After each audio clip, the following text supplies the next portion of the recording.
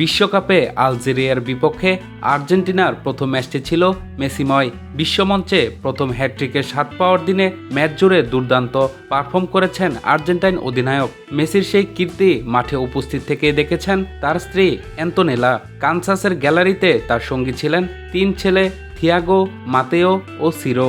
এদিন মাঠে মেসির প্রতিটি মুহূর্তের সাক্ষী ছিলেন তারা।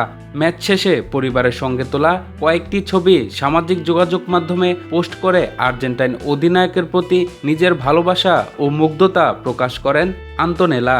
সামাজিক মাধ্যম ইনস্টাগ্রামে তিনি লিখেছেন, ভ্যামোস আর্জেন্টিনা, সবসময় তোমার সঙ্গে আছি লিও মেসি, তুমি অবিশ্বাস্য।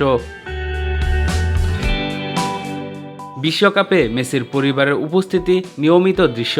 2018 সালে জন্ম নেওয়া ছোট ছেলে সিরো প্রথমবারের মতো বাবার বিশ্বকাপ যাত্রা দেখেছিল কাতারে। এরপর 2022 কাতার বিশ্বকাপেও গ্যালারিতে ছিলেন মেসির স্ত্রী ও তাদের 3 সন্তান। এবার যুক্তরাষ্ট্রের মাটিতেও পরিবারের সমর্থন নিয়ে নিজের ষষ্ঠ বিশ্বকাপ শুরু করলেন বিশ্ব ফুটবলের এই মহাতারকা। মেসির হ্যাটট্রিকের ম্যাচে আলজেরিয়াকে 3-0 গোলে হারিয়ে নিজেদের বিশ্বকাপ মিশন শুরু করেছে লিওনেল স্কলনির শিষ্যরা। এদিন কানসাসে 17 মিনিটে প্রথম গোলে দেখা পান মেসি। বাকি দুটি গোল করেন ম্যাচের দ্বিতীয়ার্ধে।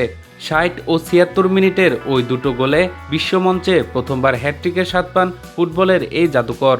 একই সঙ্গে ছুঁয়ে ফেলেন বিশ্বকাপের ইতিহাসে সর্বোচ্চ গোলদাতার রেকর্ড। যে গ্রুপের বাকি দুই ম্যাচে আর্জেন্টাইনদের প্রতিপক্ষ অস্ট্রিয়া ও জর্ডান। এর মধ্যে আগামী 22 মে অস্ট্রিয়া এবং 28 মে জর্ডানের বিপক্ষে মাঠে নামবে বর্তমান বিশ্ব চ্যাম্পিয়নরা।